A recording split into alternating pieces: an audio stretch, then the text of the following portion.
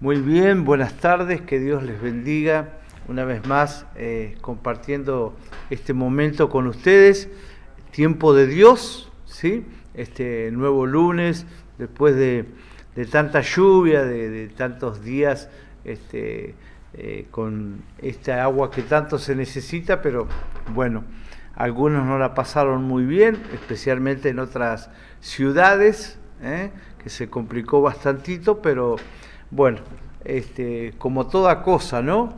En la vida muchas veces nosotros, queridos, queremos manejar nosotros los tiempos, los momentos, y digo yo de todas estas situaciones que estamos viviendo y de cada cosa que uno vive, ¿no?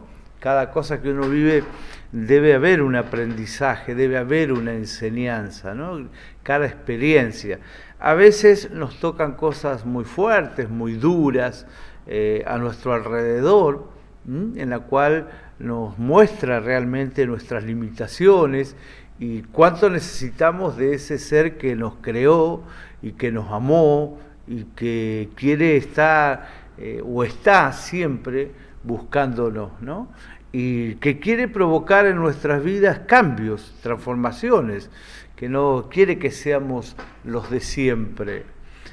Yo siempre digo que la palabra de Dios y Jesucristo es toda una contracultura, ¿no? Una enseñanza absolutamente distinta a la que nosotros creemos, enseñamos, a la enseñanza egoísta, aquellas en lo que nos interesa progresar o crecer o aprender a nosotros mismos, a nosotros solos, ¿no? Y nos cuesta mucho todas esas cosas cuando muchas veces hablamos de Dios, pero no llevamos a la práctica las cosas de Dios. Y yo hoy quería compartir con ustedes el Salmo 34, ¿sí? Y detenerme en algunos versículos que tienen que ver con el 11 en adelante.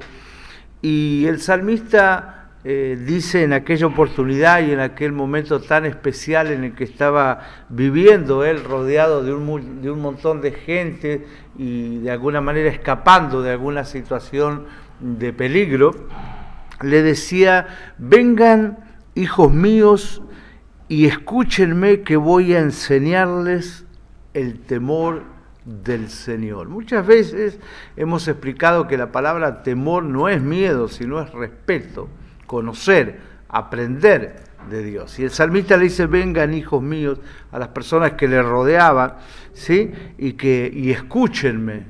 Y es una invitación que es actual, que Jesucristo está permitiendo que nosotros, o pidiéndonos que nos acerquemos a Él, ¿no? Qué triste que las cosas se dificulten y cada vez más profundamente, poderosamente el enemigo está maltratando, haciendo mal, menoscabando, desvirtuando las cosas de la vida, ¿no? Y que nosotros muchas veces permitimos, vamos dejando que las cosas a nuestro alrededor sucedan sin molestarnos mucho, tratando de no preocuparnos demasiado, ¿sí? Y muchas veces haciendo leña del árbol caído, ¿no? Por eso el salmista sigue diciendo: el que quiere amar la vida y gozar de días felices, ¿no? Y yo digo, voy a hacer una pregunta tonta: ¿quién no quiere gozar de los días y quién no quiere gozar de de días felices, de una vida en la que uno ame lo que está haciendo, ¿no? ¿Cuántas veces se escuchan en este tiempo la gente que no quiero seguir viviendo más? ¿Qué sentido tiene vivir? ¿Sí? ¿Qué sentido tiene esto? ¿Qué sentido tiene aquello? ¿Qué sentido tiene preocuparnos? ¿Qué sentido tiene trabajar? ¿Qué sentido tiene que comportarnos bien y demás, ¿no? Y viene esa incertidumbre a nuestras vidas. Y también viene junto con las incertidumbres las soluciones humanas, ¿no? La energía positiva, esas cosas que creen que podemos salir adelante practicando tal o cual cosa, algo que no nos traiga demasiado compromiso, ¿sí? Que no nos quite demasiado tiempo para el resto de las cosas que nosotros queremos hacer. A muy poca gente le gusta sentarse, leer la palabra de Dios, y no solamente eso, leerla, sino aplicarla en la vida. Por eso les decía yo que es una contracultura, porque cuando uno lee la palabra de Dios, inmediatamente sale al mundo, a la ciudad, a enfrentar la vida, se encuentra con que las cosas son absolutamente distintas, ¿no? Te encontrás con personas que falsean, personas que mienten, personas egoístas, personas que no les importa el prójimo, etcétera, etcétera, ¿no?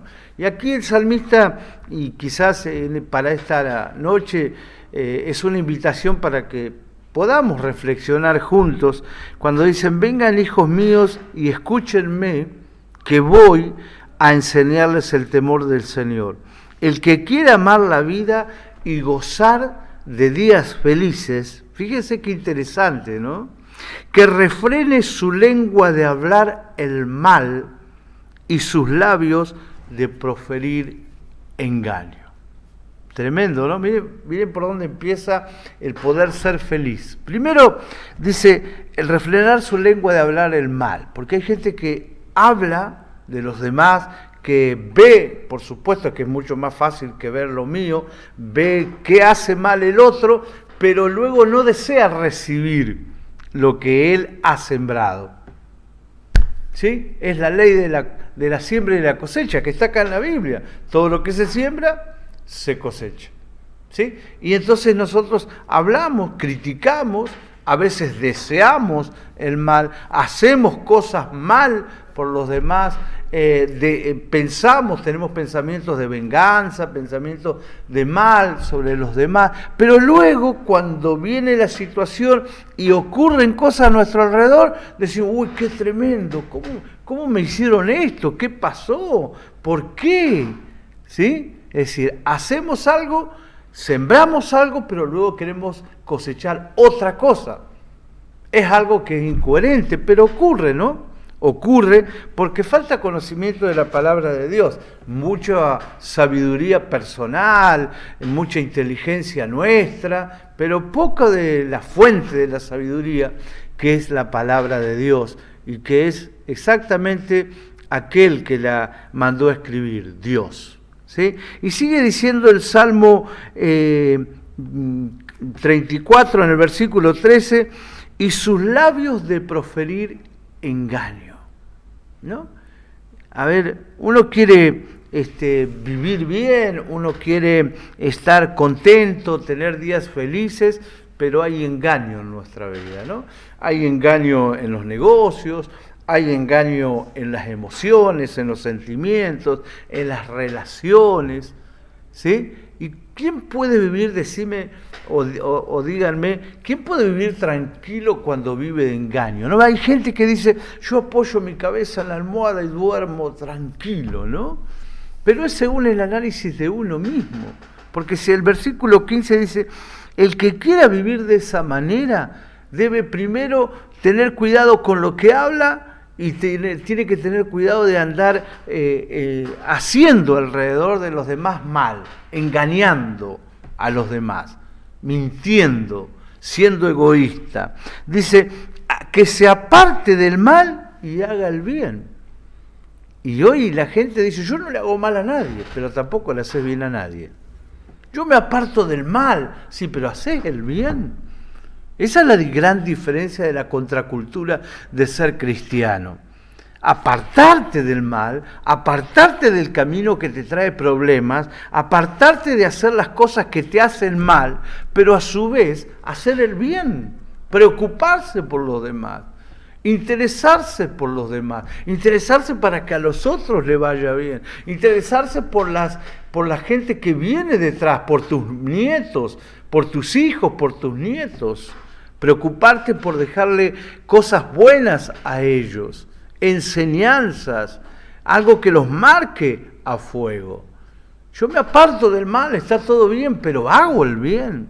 Me preocupo por aquellos, o simplemente lloro frente al televisor, me entristece. Mira, recién bajo del auto y estuve un momentito antes escuchando algunas predicaciones, Algo había escuchado de un pastor, una historia muy tremenda de un país de Centroamérica, ¿no? De una niña de 5 años que venía a ofrecer su cuerpito, ¿sí?, a ese hombre grande, para prostituirse. Y en muchos países ocurre eso, ¿no? Hay muchas personas degeneradas que actúan de esa manera. Hay muchas personas que para vivir ante tanta pobreza se tienen que mantener o sostener de esa manera. ¿Y qué nos causa a nosotros? Lágrimas. ¿Qué nos causa? Yo me acuerdo de otro pastor que lo escuché en vivo predicar, que también tuvo una situación así. ¿Saben qué hizo? Él la llevó a un hotel, ¿sí? Fue, sacó videos, compró, hizo subir la mejor comida y le hizo pasar un día hermoso a una criatura que estaba pasando una situación de ese tipo, que había ido a ofrecer su cuerpo para prostituirse, pero lo que recibió fue algo que nunca esperaba, que es poder disfrutar de dibujitos, de cosas adecuadas a su edad. ¿Cuánta gente, querido televidente, se aparta del mal pero no hace nada por el bien? Yo no molesto a nadie, así que a mí no quiero que me molesten.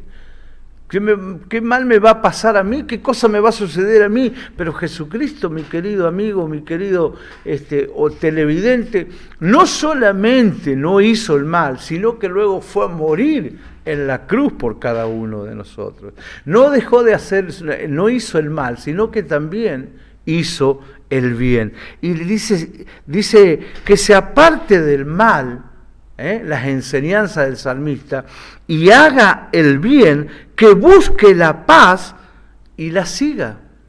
Qué interesante, ¿no?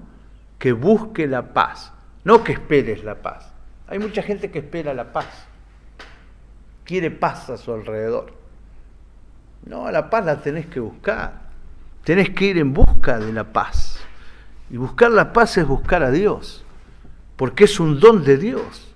Y la paz no la vas a encontrar si estás lejos de Dios. La paz no la vas a encontrar si estás esperando que terminen las guerras, si pase esta situación que estamos viviendo.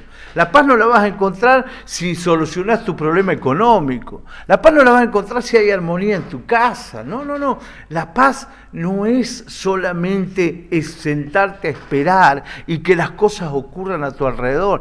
Tenés que buscarla. Y a pesar de las situaciones difíciles que enfrentes en la vida y que tengas que enfrentar mientras viva, la palabra de Dios es clara, dice: en el mundo tendrás aflicciones, pero no temas, yo he vencido el mundo, dice Jesucristo. Entonces, no es cuestión de sentarse y de esperar la paz, no es cuestión de apartarse del mal, es cuestión de hacer el bien, es cuestión de buscar esa paz, procurar hacer cosas. Hay muchos cristianos que leen la Biblia, se la conocen, un poco más son doctorados en teología, pero hacen poco por el prójimo. Jesucristo, que sabía que era el mismo Hijo de Dios, mi querido amigo televidente, no solo no hizo el mal, sino que fue a hacer el bien en favor de cada uno de nosotros, a morir en la cruz para darnos vida. Y dice su palabra, vida en abundancia. Refrena tu lengua, haz el bien, apartate del mal, ayuda a otro. Deja de hacerlo de vez en cuando, viví de esa manera. Cuídate de no sembrar cosas feas, porque eso vas a cosechar. Y lo triste es que tu familia, tus hijos a quien amás también lo van a cosechar. Qué bueno es poder apartarse del mal, ¿sí? De las cosas malas que ha hecho uno, muchas veces por mucho tiempo, pero ahora procurar hacer el bien. A cambio de, muchas veces, de nada. A cambio solamente de que estés bien vos y de que puedas hacer bien a alguien. Termino contándote esta pequeña historia que recién hace minutitos estaba escuchando. Este pastor que estaba lustrándose los zapatos y que conoció a esa chica prostituta, ¿sí? No la de que llevó a comer al hotel y a dormir y a mirar televisión, sino aquel que se sintió roto, lastimado, herido. Otro ejemplo también de Centroamérica. Este pastor tenía 5 añitos aquella criatura. Y esa criatura oró por ella y deseó que pudiera cambiar. Unos años más tarde él volvió a predicar a esa misma ciudad.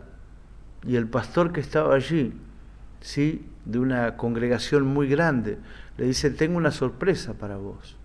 Y cuando pasó el coro de niños a cantar, dentro de todos esos niños estaba aquella criatura a la que un día el pastor había abrazado, no para prostituirla, sino esos abrazos que dan bendición, que ayudan, esos abrazos que te contienen, que te cuidan, ese mismo abrazo que Jesús quiere darte cada vez que estás cargado, cansado, ¿sí? Y que vos querés muchas veces salir y procurar las soluciones para tu vida a tu manera, y a veces no recibís lo mejor. Ese Dios que abrazó ese día por medio de ese pastor a esa criatura, no solamente trajo a la vida a esa criatura, sino también a toda su familia.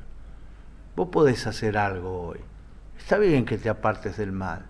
Está bien que refrenes tu lengua. ¿Sí? Yo escuchaba una frase, la que no entendí nunca, de una persona, como escriben muchas veces en el Facebook: odio esto, tal cosa, yo soy amo. Entonces, ¿cómo podés odiar y después amar?